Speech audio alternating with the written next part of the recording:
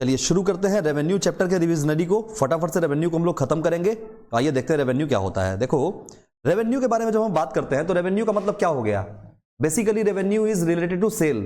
जो हमारा बिजनेस में सेल होता है उसको हम रेवेन्यू भी बोलते हैं, कि हमने रेवेन्यू से कितना पैसा जनरेट किया, रेवेन्यू से कितना कैश जनरेट किया, रेवेन्यू से कितना सोर्स जनरेट किया।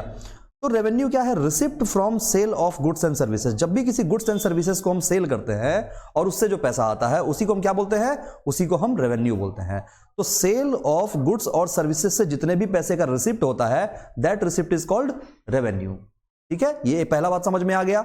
अच्छा, अब रेवेन्यू का मतलब जरा उसका कॉन्सेप्ट समझते हैं। भाई देखो, टोटल रेवेन्यू का मतलब क्या होता है? Total money that the firm receive from sale of its product. जो टोटल पैसा रिसीव हुआ है अपने प्रोडक्ट को सेल करके, उसको हम क्या बोलेंगे? उसको टोटल रेवेन्यू बोलेंगे। तो बेसिकली ये टोटल रेवेन्यू वही हो गया, टोटल जितना पैसा जनरेट हुआ सेल करने से। अच्छा, फिर कैसे समझेंगे इसको?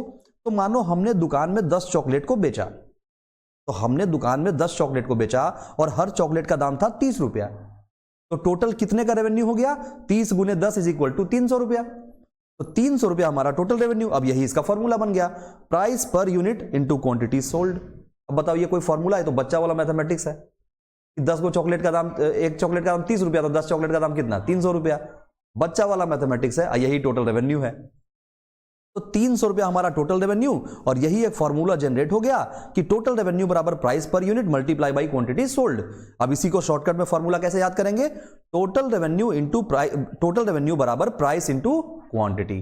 प्राइस को क्वांटिटी से मल्टीप्लाई कर देंगे, टोटल रेवेन्यू हमारा निकल के आ जाएगा। अच्छा, अब हम बात कर रहे हैं एवरेज रेवेन्यू का, कि एवरेज रेवेन्यू क्या होगा। तो एवरेज रेवेन्यू पता है ना आपकी, प्राइस पर यूनिट का बात करते हैं वहां पे। तो अभी भी देखो बच्चे वाला मैथमेटिक्स है, it is the per unit of revenue received by the seller. Seller her unit पे कितना रेवेन्यू रिसीव करेगा, इसी को हम बोलेंगे एवरेज रेवेन्यू। अच्छा, कैसे भाई? तो देखो एक दुकान वाला 20 चॉकलेट बेचता है और बोलता है कि टोटल जो 20 चॉकलेट बेच के उसको पैसा आता है वो 600 रुपया आता है। तो हर चॉकलेट पे कितना रुपया उसको निकल के आ रहा? 30 रुपये का। कैसे पता चला? तो हम 600 को 20 से डिवाइड कर दिए, हमारा आगे निकल के कितने का? 30 रुपया पर चॉकलेट निकल के आ गया। यही एवरेज रेवेन्यू का फॉर्मूला बन गया, टोटल रेवेन्यू बटे क्वांटिटी सोल्ड। जितना हमारे बिजनेस में टोटल रेवेन्यू हुआ बटे जितना क्वांटिटी हमने सोल्ड किया, निकालेंगे जब डिवाइड करके तो पर यूनिट का हमारा रेट निकल के आ जाएगा। This is called average revenue per unit. ठीक है, अब अगर हम ऐसा कर दें कि एवरेज रेवेन्यू बराबर यहां टोटल रेवेन्यू बटे क्वांटिटी है, तो अभी हमने पढ़ा कि total revenue is equal to price into quantity. तो हम टोटल रेवेन्यू के जगह पे प्राइस इनटू क्वांटिटी भी लिख सकते हैं। तो टोटल रेवेन्यू बराबर total revenue equal to price into quantity अब बटे क्वांटिटी। तो क्वांटिटी आपस में कट गया, तो जब क्वांटिटी आपस में कट गया तो average revenue is equal to price बन गया। यहीं से एक और फॉर्मूला का जन्म हो गया कि when we are talking about average revenue then average revenue is equals to price। तो जो प्राइस पर यूनिट का, एक यूनिट का जितना भी दाम है वही हमारा एवरेज रेवेन्यू भी बन जाएगा। ठीक है, इसलिए देखो यहां हम लिख भी दिए हैं कि average revenue is always price per unit. तो इससे याद भी रहेगा, एवरेज रेवेन्यू क्या है हमारा? प्राइस पर यूनिट को ही हम एवरेज रेवेन्यू के नाम से जानते हैं। अब बात करेंगे हम मार्जिनल रेवेन्यू का, एमआर का। एमआर क्या होता है? अच्छा, एमआर के बारे में, मार्जिनल के बारे में हम शुरू से ही जानते आ रहे हैं कि जब दूसरे यूनिट को हम कंज्यूम करते हैं तो उसको पहले यूनिट से कंपैरिजन करते हैं कि ईच एडिशनल यूनिट के कंजम्पशन पे कितना मार्जिन हमको मिल रहा है। ऐसा तो शुरू से हम सीखते आ रहे हैं, बस यहां भी मार्जिन वही रहेगा, कुछ अलग नहीं रहेगा। तो it is the additional revenue from sale of one additional unit. मानो अगर हम एक यूनिट बेच रहे हैं, 10 रुपए का रेवेन्यू आ रहा है, दूसरा यूनिट बेचे हमको 20 रुपए का रेवेन्यू आया, तीसरा यूनिट बेचे हमको 50 रुपए का रेवेन्यू आया। तो हर एडिशनल यूनिट पे रेवेन्यू कितने का इंक्रीज कर रहा है, इस चीज को जानना, यही हमारा मार्जिनल रेवेन्यू कहलाएगा। तो it is the additional revenue from sale of one additional unit. ये बात अंग्रेजी भी समझ में आ गया। अच्छा, फिर से एग्जांपल देखो, एक दुकान है, 20 चॉकलेट उसने बेचा, टोटल रेवेन्यू उसका 420 रुपए का हुआ। 21वां चॉकलेट जैसे ही उसने बेचा ना तो उसका टोटल रेवेन्यू 435 का हो गया। अच्छा, बता सकते हो मार्जिनल रेवेन्यू कितने का हो गया? भाई 420 में से 435 को माइनस करेंगे, 15 का क्या हो गया? Marginal revenue. जैसे ही 20वां से 21वां यूनिट यानी वन एडिशनल यूनिट के सेल पे जो रेवेन्यू हमारा जनरेट हुआ वो कितने का हुआ? 15 रुपीज का रेवेन्यू जनरेट हो गया। बेसिक मैथमेटिक्स, जोड़ घटाओ गुना भागा, और कुछ है क्या? तो एडिशनल 21st चॉकलेट पे जो हमारा एडिशनल रेवेन्यू हुआ वो कितने का हुआ? 15 रुपए का। 435 माइनस 420 हो गया, वेरी सिंपल। 22 चॉकलेट हमने बेच दिया। अब देखो 21वां से हम 22वां चॉकलेट पे आए, 22वां चॉकलेट को हम बेचे और अब हमारा टोटल रेवेन्यू कितने का है, 460 का। तो 435 से 460 पे अगर हम आ गए तो कितना बढ़ गया पैसा, 25, यानी रेवेन्यू मेरा 25 से बढ़ गया। मार्जिनल रेवेन्यू इज 25, क्योंकि एक यूनिट मेरा से यहां से बढ़ा है, 1 यूनिट का हम एडिशनल कंजम्पशन कर लिए, तो हर ईच एडिशनल यूनिट पे हमारा रेवेन्यू कितने का बढ़ गया, 25 का बढ़ गया। देखो 25 हमारा निकल के आ गया। बेसिक मैथमेटिक्स, कोई ज्यादा दिमाग लगाने का चीज नहीं, ठीक है। अब इसका एक फॉर्मूला देख लो, मार्जिनल रेवेन्यू एन बराबर total revenue N minus total revenue N minus 1। यही तो बोल रहे थे, अल्टीमेटली यही तो कर रहे थे कि अगर हमको मान लो तीसरे टोटल रेवेन्यू पे हम अगर हैं तो हम उसको दूसरे टोटल रेवेन्यू से कंपैरिजन करते थे। तो 3 - 2 करेंगे ऑटोमेटिक हमारा निकल के आ जाएगा, या 2 - 1 करेंगे ऑटोमेटिक हमारा निकल के आ जाएगा मार्जिन, ठीक है। लेकिन मार्जिनल रेवेन्यू का मेन बात क्या होता है कि मार्जिनल रेवेन्यू क्या होता है, टोटल रेवेन्यू का ही स्लोप होता है। Marginal revenue is the slope of total revenue. और इसका फॉर्मूला क्या बन के निकलेगा, एमआर बराबर चेंज इन टोटल रेवेन्यू बटे चेंज इन टोटल यूनिट। ये हो गया असली वाला फॉर्मूला। ये असली फॉर्मूला है जिस फॉर्मूले को हम क्वेश्चन बनाते वक्त यूज करेंगे कि marginal revenue is equals to change in total revenue बटे चेंज इन यूनिट्स, ठीक है। आया बात समझ में। एग्जांपल देख लो, हम जब 5 यूनिट को क्या कर रहे थे, सेल कर रहे थे, तो 18 रुपए का मेरा टोटल रेवेन्यू था। जब हम 9 यूनिट को सेल किए तो 38 रुपया हमारा टोटल रेवेन्यू हो गया, ठीक है। हाँ, तो क्या बात कर रहे थे हम बोल रहे थे कि हमारा यूनिट जो है, हमारा यूनिट है 5 जो हमने सेल किया और टोटल रेवेन्यू मेरा 18 का हुआ। जब हमने 9 यूनिट को सेल किया तो मेरा टोटल रेवेन्यू 38 का हुआ। हमको जानना है मार्जिनल रेवेन्यू क्या होगा इसका। अब देखो हम 5 से सीधे शिफ्ट किए हैं 9 पे, अगर 5, 6, 7, 8 होता तो वो वाला फॉर्मूला काम कर जाता कि 3 - 2 कर दिए, 4 - 3 कर दिए, वो फॉर्मूला काम करता। पर यहां सीधे 4 यूनिट से शिफ्ट किए हैं। अब हमको जानना है तो हम कौन सा फॉर्मूला यूज करेंगे, असली वाला फॉर्मूला, जो ये फॉर्मूला है हमारा, चेंज इन टोटल रेवेन्यू बटे change in number of units of goods sold और सर्विसेज सोल्ड, ठीक है। तो यहां पे देखो टोटल रेवेन्यू हमारा कितने से चेंज हो गया, 18 से 38 पे हो गया, तो 20 का बदलाव हो गया, और 5 से 9 हो गया तो 4 का बदलाव हो गया, तो 4 × 5 = 20, 5 इज द करेक्ट आंसर, ठीक है। तो मार्जिनल रेवेन्यू हमारा कितने का आ जाएगा, 5 निकल के आ जाएगा। आया कृष्ण बात समझ में। वैसे ही अगर और बात करें तो और देख लो, हमारा यूनिट जो कंज्यूम हुआ था, यूनिट जो हमारा सोल्ड हुआ था वो 10 यूनिट सोल्ड हुआ था और टोटल रेवेन्यू हमारा 100 का हुआ। फिर यूनिट जो हमारा सोल्ड हुआ 15 का और टोटल रेवेन्यू हमारा 150 का हुआ। तो देखो डिफरेंसेस कितने का है, 50 का, और इधर डिफरेंसेस कितने का है, 5 का। तो आंसर कितना निकल के आ जाएगा, 10 इज द करेक्ट आंसर। देखो वो निकाले हुए हैं हम। और तीसरा एग्जांपल में देख लो, हमारा 10 यूनिट दिया हुआ था टोटल रेवेन्यू जब हम 3 यूनिट को सेल कर रहे थे, और जब हम 9 यूनिट को सेल कर रहे थे तो टोटल रेवेन्यू मेरा नहीं दिया हुआ है, हमको यही ढूंढना है, तो इसको हम x मान लेंगे। और हमारा मार्जिनल रेवेन्यू यहां देके रखा है 7 पहले से, बिठा देंगे फॉर्मूला भाई, मार्जिनल रेवेन्यू बराबर चेंज इन टोटल रेवेन्यू बटे चेंज इन यूनिट्स। और हमारा टोटल रेवेन्यू कितने से चेंज हुआ हमको ये तो नहीं पता, लेकिन हमको ये पता है कि अगर इसको हम मान लेते हैं x और x में से हम 10 को माइनस कर देंगे तो निकल के आ जाएगा कि कितने से बदलाव हुआ। तो हम इसको मान लिए x और x में से 10 को माइनस कर दिए तो चेंज इन टोटल रेवेन्यू को पता चल गया, और बटा कर दिए चेंज इन टोटल यूनिट, और वो हमको पता है 3 से 9 पे शिफ्ट हुए हैं तो 6 हमारा चेंज हुआ है, और बाकी मार्जिनल रेवेन्यू हमको 7 पता है। क्रॉस मल्टीप्लिकेशन करेंगे, 7 × 6 = 42 हो गया, और x - 10, 10 को उधर लेके चले जाएंगे, 42 + 10 = 52 इज द करेक्ट आंसर। यानी हमारा टोटल रेवेन्यू 9 यूनिट को जब हम सेल कर रहे थे तो कितना था, 52 था, और ये चेंज कितने से हुआ, 42 से बदल गया। आया बात समझ में, बिल्कुल समझ में आ गया। जरा बात करें हम अब मेन चीजों पे बात करेंगे जो एग्जाम के पर्पज से इंपॉर्टेंट होता है, ठीक है, ये वेरी वेरी इंपॉर्टेंट चीज। अब बात कर रहे हैं total revenue, average revenue and marginal revenue. इसको परफेक्ट मार्केट में इसका क्या ट्रीटमेंट होगा। मार्केट 2 तरह का होता है, एक होता है परफेक्ट मार्केट, दूसरा इम्परफेक्ट मार्केट। देखो हम ये नीचे ग्राफ बना के समझा भी दिए, मतलब एक डायग्राम बना के हम समझा दिए कि मार्केट हमारा 2 तरह का, एक परफेक्ट मार्केट, दूसरा इम्परफेक्ट मार्केट। अब परफेक्ट मार्केट का मतलब क्या मार्केट हो गया, जहां पे हम एक शर्ट बेच रहे हैं तो भी 1000 रुपए पर यूनिट का, कोई 2 शर्ट खरीदने आया तो भी हम उसको 1000 का ही देंगे, कोई 10,000 शर्ट खरीद रहा है तो भी हम उसको 1000 रुपए ही पर यूनिट शर्ट देंगे। मतलब वहां पे क्वांटिटी के बेसिस पे कभी भी प्राइस चेंज नहीं होगा। जो प्राइस पर यूनिट मेरा फिक्स है वही प्राइस पर यूनिट मेरा हमेशा के लिए फिक्स रहेगा, चाहे वो कितना भी नंबर ऑफ क्वांटिटी क्यों ना खरीद ले सामने वाला ग्राहक, हम उसको 1000 रुपए का ही देंगे हर शर्ट।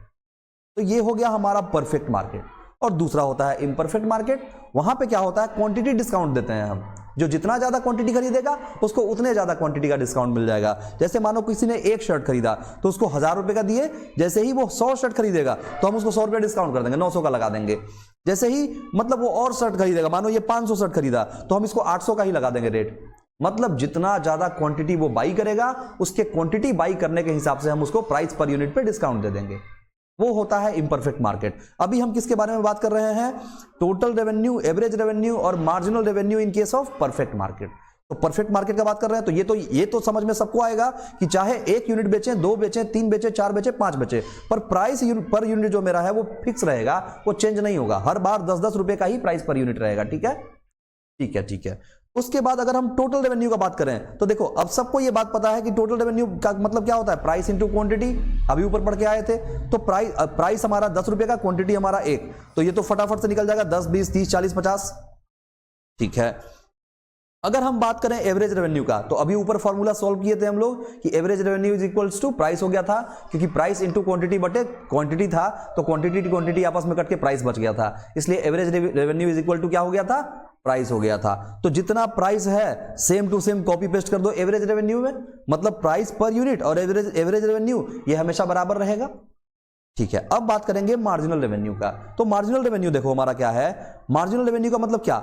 सबसे पहले हम 10 पे थे, अब उसके बाद मेरा चेंज होना शुरू हुआ, तो TRN n minus TRN n minus 1, TRN minus TRN minus 1, यानी कि अगर हम टोटल रेवेन्यू जो हमारा है अगला हो गया 20 का, मतलब total revenue 2 minus total revenue 1, यही तो हो गया ना TRN, तो n को मान लिए 2, n को मान लिए मानो 2, तो TRN माइनस 1 यानी 2 माइनस 1, तो 2 माइनस 1 हो गया। 2 माइनस 1 तो 1 ही होता है ना, तो 2 में से 1 को घटाएंगे, यानी दूसरा जो हमारा TRN है, जो हमारा TRN है उसमें से TRN माइनस 1 को माइनस कर देंगे, यानी 2 में से 1 को, यानी हर एडिशनल यूनिट के कंजम्पशन पे जो मेरा मार्जिन निकल के आया उसी मार्जिन को देखना है। तो इससे इसके बीच में कितने का मार्जिन है? 10 का। फिर यहां से यहां के बीच में कितना मार्जिन है? 10 का। यहां से यहां के बीच में कितना मार्जिन है? 10 का। 10 का, हर जगह पे 10-10 का मार्जिन है। ठीक है, ये बात समझ में आया मार्जिन का। इसी मार्जिन को हम बोलते हैं परफेक्ट मार्केट। ठीक है, ये मतलब सॉरी ये प्राइस पर यूनिट जो हर जगह पे सिमिलर है ना, इसको हम बोलते हैं परफेक्ट मार्केट। ठीक है, तो ये इंडिकेशन दे दिए हैं कि जब हम बात कर रहे हैं हर जगह पे सिमिलर प्राइस का, दैट मींस वो परफेक्ट मार्केट का बात कर रहा है। ठीक है, बाकी ये सारा चीज समझ में आ गया। अब फिर बात क्या आता है? जब हम शेड्यूल बनाते हैं तो उसके जस्ट बाद हमको ग्राफ भी बनाना पड़ता है, तो अब ग्राफ पे बात कर लेते हैं। ग्राफ कैसा बनेगा? तो देखो, जब हम टोटल रेवेन्यू का ग्राफ बना रहे हैं तो देखना टोटल रेवेन्यू 10, 20, 30, 40, 50 कांस्टेंट रेट से बढ़ रहा है, हर बार 10-10 से बढ़ते जा रहा है। हर एडिशनल यूनिट को बढ़ाते जाएंगे, 10-10 से बढ़ते चला जाएगा, 10-10 से बढ़ते चला जाएगा, क्योंकि प्राइस पर यूनिट फिक्स है, बस खाली यूनिट चेंज हो रहा है, number of unit sold change हो रहा है। तो जैसे ही हम दूसरे यूनिट पे शिफ्ट करेंगे, तीसरे पे शिफ्ट करेंगे, चौथे पे शिफ्ट करेंगे, पांचवें पे शिफ्ट करेंगे, हर बार 10-10 रुपए से बढ़ते चला जाएगा, क्योंकि प्राइस पर यूनिट फिक्स है। तो इसलिए ये कांस्टेंट रेट से बढ़ता चला जाएगा, इसलिए बोला गया TR increases at constant rate. Main मुद्दा का बात यहां ये हो गया। तो देखो TR मेरा कैसा गया? एकदम कांस्टेंटली ऊपर चला गया। लेकिन जो हमारा MR है, मार्जिनल रेवेन्यू, वो कैसा गया? मार्जिनल रेवेन्यू मेरा हर बार फिक्स गया 10-10 का। मार्जिन कितने का था? हर एडिशनल यूनिट पे 10 का मार्जिन था, तो मार्जिन हमारा 10 का था। तो देखो ये कांस्टेंट रेट से चल रहा है मार्जिन, चाहे हम 1 यूनिट बेचें, 2 बेचें, 3 बेचें, 4 बेचें, 5 बेचें, 6 बेचें, 10 बेचें, कितना भी बेचें, मेरा मार्जिन हर बार कितने का रहेगा? कांस्टेंट रेट से 10-10 का बढ़ते जाएगा। ठीक है, 10-10 का चेंज होते जाएगा। ठीक है, और हमने ये भी पढ़ा, यहां पे देखे हम कि मार्जिनल रेवेन्यू जो हमारा था वो 10-10 का था, और हमारा एवरेज रेवेन्यू भी क्या था? 10-10 का ही था। तो यानी marginal revenue is equals to average revenue हो जाएगा। यानी हम ये बोल सकते हैं कि ये जो ग्राफ बन रहा है, ये वाला ग्राफ जो मार्जिनल रेवेन्यू और एवरेज रेवेन्यू का, ये पैरेलल टू एक्स एक्सिस बन रहा है।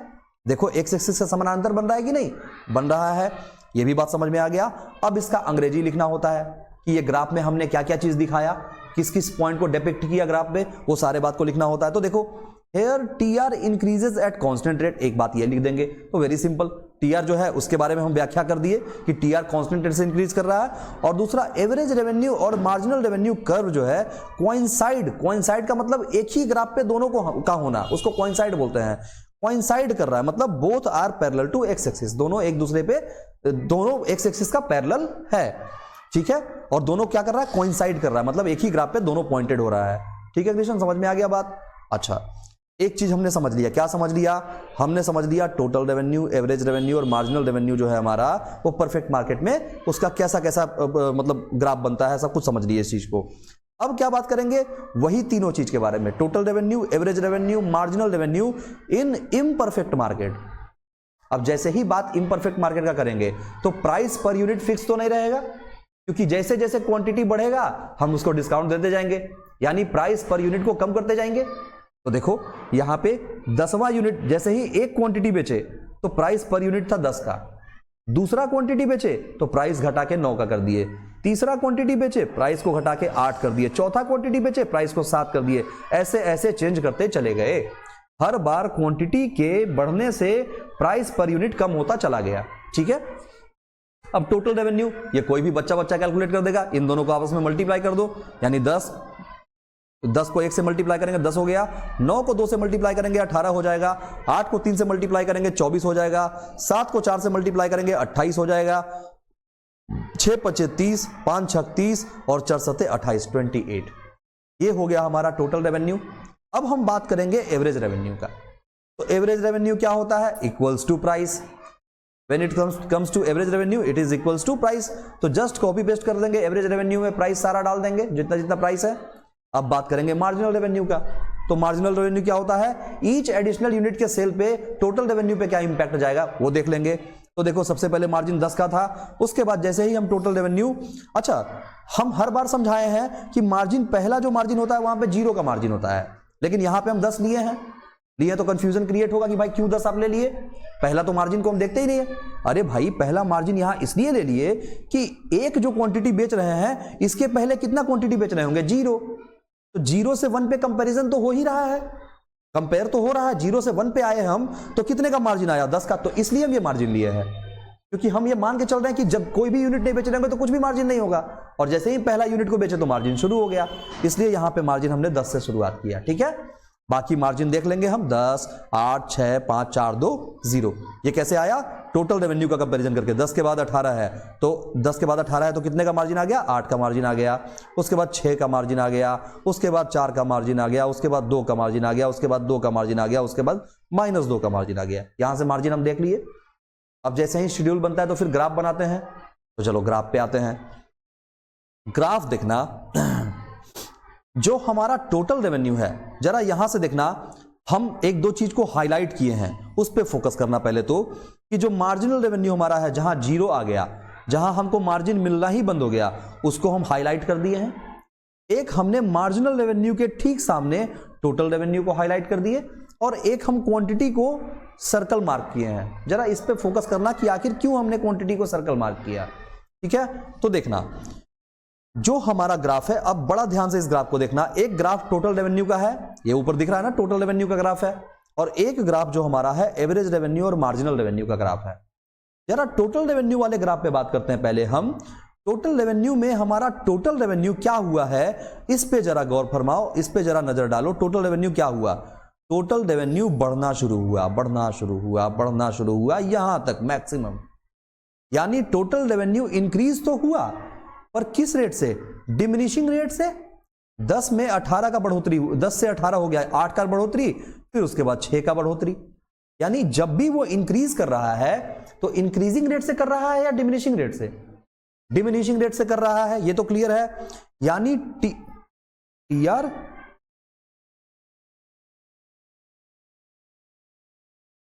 Total revenue increasing at diminishing rate होगा, गलती से इंक्रीजिंग रेट लिखा गया है।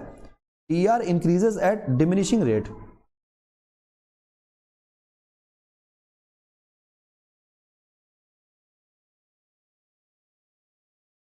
एक मिनट जरा थ्योरी हम देख लें। हाँ ठीक तो है, गलती से लिखा गया है। ठीक है, टोटल रेवेन्यू हमारा इंक्रीज हुआ है कैसे, टोटल रेवेन्यू हमारा इंक्रीज हुआ है डिमिनिशिंग रेट से, जो कि हमको दिख रहा है। देखो गलती लिखा सकता है, लेकिन ये जो शेड्यूल बनाए हैं, ये टोटल रेवेन्यू जो निकल के आया है, ये तो ऑटोमेटिक आया है, इसमें तो हमने कुछ नहीं किया, हमने तो बस खाली ये दोनों चीज को सही से डाल दिया। ये दोनों चीज को जैसे हमको डालना चाहिए था, क्वांटिटी को सीरियल वाइज से और प्राइस को कम करते जाना था, तो ये दोनों डेटा जब हम सही ले लिए हैं तो ये तो रिजल्ट ऑटोमेटिक आता है सब कुछ, इसमें हम लोग को कुछ करना नहीं होता है। तो टोटल रेवेन्यू हमारा इंक्रीज तो हुआ है, पर किस रेट से? डिमिनिशिंग रेट से। ठीक है, हर बार डिमिनिशिंग रेट से क्या होते जा रहा है? बढ़ता जा रहा है। तो टीआर जो है वो अपना पीठ झुका के बढ़ता जाएगा, बढ़ता जाएगा, बढ़ता जाएगा, और बढ़ते बढ़ते बढ़ते बढ़ते अपने टॉप फ्लोर पे आ जाएगा, मैक्स पे आ जाएगा। यानी मैक्स पे जब आएगा तो देखो वो 30 रहेगा इसका मैक्सिमम। जब यहां मार्जिन जब 30 से 30 पे हम शिफ्ट हुए तो मार्जिन 0 का आया, तो यानी मार्जिन 0 का आया मतलब हम अब मैक्स पे आ चुके हैं। तो यहां पे आके टीआर जो है वो मैक्सिमम पे आ चुका है, और फिर टीआर गिरना शुरू होगा, टोटल रेवेन्यू कम होना शुरू होगा। तो देखो टीआर फिर 28 का हो गया। पर टोटल रेवेन्यू कभी माइनस हो सकता है क्या? रेवेन्यू कुछ ना कुछ तो जनरेट होगा, माइनस कैसे हो जाएगा रेवेन्यू? अरे भाई 1 को रुपया आएगा तो रेवेन्यू प्लस में ही रहेगा ना, रेवेन्यू माइनस में कैसे हो सकता है? Revenue can never be in minus, ठीक है ना, ये याद रखना। तो रेवेन्यू हमारा कैसा रहेगा? ऊपर से फिर गिरना शुरू होगा तो धीरे धीरे नीचे आना शुरू होगा रेवेन्यू। ये रहा हमारा टोटल रेवेन्यू। जब हम बात करेंगे एवरेज रेवेन्यू और मार्जिनल रेवेन्यू का, यहां क्वांटिटी देखना, 1 2 3 4 5 6 7 8, हमने ऊपर 7 तक लिया है, नीचे 8 तक ले लिया, कोई बात नहीं। हम छठा को सर्कल बनाए थे, छठा नंबर को, तो इसलिए देखना ये जो मैक्सिमम पॉइंट आया था ये कहां पे आया था? 6 यूनिट पे आया था। यानी जब हम छठे यूनिट को सेल किए होंगे तो उस वक्त हम कहां होंगे? हम अपने टोटल रेवेन्यू के मैक्स पे होंगे। ये बात समझ में आ गया? अब इसी लाइन को कंटिन्यू करते जाना है, यही लाइन को कंटिन्यू करते जाना है और अगले वाले ग्राफ में आना है। हम चूंकि 2 पेज में बनाए हैं तो इसलिए हम नीचे आ गए, वरना तुम लोग, और हम इसको मिला ही देते हैं ताकि तुम लोग को कंफ्यूजन ना रहे। हम इसको, ये देखो, इसको ले आए नीचे। तुम लोग जब इसको ग्राफ को बनाना तो इस लाइन को रखना अपने एक ही पेज में, एकदम नीचे लेके आना, ग्राफ सेम टू सेम बनाना, एक ग्राफ ऊपर एक ग्राफ नीचे, और वहां भी नीचे हम 6 पॉइंट पे आ जाना। ठीक है, नीचे जो तुम्हारा पॉइंट रहेगा वो छठा पॉइंट रहेगा। ठीक है, और छठे पॉइंट पे यहां भी लाके मिला दो। और अब देखना, अब ग्राफ बनाएंगे जो हम, तो हमारा जो एवरेज रेवेन्यू का ग्राफ है वो ऐसा बनेगा, और जो मार्जिनल का ग्राफ है वो नीचे चला जाएगा। क्यों नीचे जाएगा? क्योंकि मार्जिन मेरा घटते घटते घटते घटते घटते घटते घटते घटते कहां तक आएगा? 6 पर आएगा, और छठे यूनिट पे आके मेरा जो मार्जिनल रेवेन्यू है वो क्या हो जाएगा? 0 हो जाएगा। मतलब हमको मार्जिन मिलना ही बंद हो जाएगा। देखो ऊपर जरा आ जाओ, ऊपर शेड्यूल में देखो, छठे यूनिट पे आके मार्जिन मेरा 0 हो चुका है। तो जब छठे यूनिट पे मार्जिन 0 हो चुका है तो MR इक्वल्स टू 0 यहां हो गया। यानी इसके पहले का जो पोर्शन, यानी इस वाला जो पोर्शन रहेगा, ये वाला पोर्शन, इस जगह पे मेरा मार्जिन जरूर 0 से बड़ा होगा कि नहीं? 0 से तो बड़ा होगा, तो marginal revenue is greater than 0। और यहां पे आके मार्जिनल रेवेन्यू हमारा 0 हो गया, तो बाकी इसके बाद वाला जो पोर्शन ये होगा, इस जगह पे मार्जिनल रेवेन्यू 0 से भी छोटा हो जाएगा, दैट मींस माइनस में हो जाएगा। तो देखो ऊपर शेड्यूल, मार्जिनल रेवेन्यू हमारा यहां माइनस में है, और इसके बाद जो भी जाएंगे वो माइनस में ही, -4 आ जाएगा, 8 आ जाएगा, कुछ भी आ सकता है, लेकिन ये माइनस में ही आएगा। मतलब मार्जिनल रेवेन्यू पहले गिरेगा, गिरते गिरते गिरते गिरते 0 पे आएगा, और फिर वो निगेटिव पे जाना शुरू हो जाएगा। ये इसका नेचर होता है। But average revenue can never be 0। क्यों? क्योंकि उसके पीछे भी लॉजिक है। Average revenue is equal to price. तो एवरेज रेवेन्यू जब हमारा प्राइस के बराबर है, तो अगर हम एक भी यूनिट को बेचेंगे तो मानो एक यूनिट का दाम है 10 रुपया, 5 रुपया, 4 रुपया, कुछ भी है, तो एक यूनिट को बेचेंगे तो इतना तो आएगा करेगा ना, जितना भी दाम है उतना तो आएगा। तो ये माइनस कभी हो सकता है क्या? Average revenue can never be 0, never be 0। ठीक है, तो देखो यहां पे एवरेज रेवेन्यू मेरा कम तो होगा, पर ये क्या होगा? ऊपर ही रहेगा हमेशा, इस वाले लाइन को कभी टच नहीं कर सकता है। और हम रेफरेंस के लिए ये सारे बात को नीचे लिखे हुए भी हैं, तो समझने में भी काफी आसानी हो जाएगा उस चीज से। जरा हम पढ़ते हैं relation of total revenue and marginal revenue. पहले हम टोटल रेवेन्यू और मार्जिनल रेवेन्यू का रिलेशन का बात कर लें। तो व्हेन टोटल रेवेन्यू इंक्रीजेस, जब टोटल रेवेन्यू बढ़ना शुरू होगा एट डिमिनिशिंग रेट, घटते हुए क्रम से बढ़ेगा, then marginal revenue is greater than 0, यानी पॉजिटिव रहेगा। ग्रेटर देन 0 का मतलब क्या? 0 से बड़ा मतलब पॉजिटिव रहेगा। तो देखो क्या वही हुआ है? ये देखो टोटल रेवेन्यू बढ़ना शुरू हुआ, मार्जिनल रेवेन्यू गिरना शुरू हुआ ना। तो टोटल रेवेन्यू डिमिनिशिंग रेट से बढ़ना शुरू हुआ और मार्जिनल रेवेन्यू गिरना शुरू हुआ। देखो लेकिन मार्जिनल रेवेन्यू का जो ये पोर्शन था, ये कैसा पोर्शन था? ग्रेटर देन 0 का पोर्शन था। तो ये बात हो गया पहला बात। दूसरा, when total revenue is maximum, यानी टोटल रेवेन्यू अपने चोटी पे रहेगा, सीखा पे, then marginal revenue is equals to 0। तो देखो, जब टोटल रेवेन्यू हमारा मैक्स पे था तो हमारा मार्जिनल रेवेन्यू कहां पे था? 0 पे था। हम लाइन को मिला दिए ना, ये लाइन, रेड वाला लाइन को, तो अब पता चल रहा है हमारा मार्जिनल रेवेन्यू कहां था? 0 पे था। और व्हेन टोटल रेवेन्यू फॉल्स, जब वो गिरना शुरू होगा, then marginal revenue is less than 0, that is negative. तो अब देखो हमारा टोटल रेवेन्यू क्या हो गया? टोटल रेवेन्यू यहां से इसका गिरना शुरू हुआ, डाउनफॉल शुरू हुआ, और इधर मार्जिनल रेवेन्यू हमारा जो है वो माइनस में जाना शुरू हो गया। तो इसका रिलेशन समझ में आ गया। 3 बात था, तीनों बात लिख देंगे, नंबर पूरा का पूरा आ जाएगा। अब देखेंगे कि एवरेज रेवेन्यू और मार्जिनल रेवेन्यू का रिलेशन क्या है, जो अभी हम लोग बताए ऊपर। Both average revenue and marginal revenue curves are downward sloping, दोनों डाउनवर्ड स्लोपिंग है। देखो दोनों गिरते जा रहा है, ऊपर से नीचे की ओर आते जा रहा है, डाउनवर्ड स्लोपिंग। लेकिन फिर आगे क्या है? Marginal revenue curve can become 0, marginal revenue 0 हो जाएगा या निगेटिव भी हो जाएगा, but average revenue curve always remains positive, ये कभी भी माइनस नहीं होगा। लॉजिक हम इधर साइड में लिख दिए, क्योंकि एवरेज रेवेन्यू इज प्राइस, और price can never be 0, can never equals to 0, ठीक है ना। तो प्राइस कभी भी 0 तो नहीं हो सकता किसी गुड्स का। अच्छा, तीसरा बात जो इंपॉर्टेंट बात है, स्टार पॉइंट डाले हुए हैं, rate of fall in MR is twice than the rate of fall in AR, यानी एआर के फॉल से दुगना फॉल रहेगा किसका? एमआर का। तो ये इंपॉर्टेंट बात हो गया जिसको तुमको याद रखना है, और एमसीक्यू में देखवे करती हो कितना ज्यादा रिपीटेड रहता है ये क्वेश्चन। तो ट्वाइस होता है, जो इसका गिरने का रेशियो होता है ना एआर और एमआर का, तो एआर का दुगना गिरता है कौन? एमआर, ठीक है। तो ये भी बात याद रहेगा। अच्छा, अब बात करते हैं जनरल रिलेशन क्या है एआर और एमआर का, ठीक है। तो बोलता है general relation same as AP and MP, ठीक है। एवरेज प्रोडक्शन और मार्जिनल प्रोडक्शन, ये प्रोडक्शन चैप्टर का पार्ट है, ठीक है। तो इसको बस समझ लो और समझ के इसका काम कर लो। जैसे इस वाले ग्राफ में, ये प्रोडक्शन में समझ में आएगा ये वाला बात, ये वाला ग्राफ जो है ये प्रोडक्शन चैप्टर से बिलोंग करता है, ठीक है। कि मार्जिनल रेवेन्यू क्या होता है? पहले बढ़ता है, फिर गिरता है, और गिरते गिरते ये क्या होता है? 0 पे आके फिर निगेटिव हो जाता है। लेकिन एवरेज रेवेन्यू पहले बढ़ता है, फिर गिरता है, लेकिन कभी भी निगेटिव नहीं होता है। तो यहां देख लो, उसको समझा भी दिए हैं कि marginal revenue greater than average revenue, that is average revenue rises, average revenue उस टाइम पे बढ़ रहा है। फिर marginal revenue equals to average revenue, जहां पे एवरेज रेवेन्यू इज मैक्सिमम। देखो एआर वहां पे मैक्सिमम पे है, एआर यहां पे मैक्सिमम पे है जहां से ये गिर रहा है। और उसके बाद फिर क्या होगा? MR is less then AR, that is AR गिरना शुरू हो जाएगा, एआर फॉल करना शुरू हो जाएगा। तो ये उस चैप्टर से रिलेटेड है, ठीक है। इसी के साथ ये चैप्टर क्या हो गया? समाप्त। इतना ही बात इसमें पढ़ने का था। तो कॉस्ट चैप्टर हमारा हो गया यहीं पे समाप्त, ठीक है। इस वीडियो को यहीं पे रोकते हैं।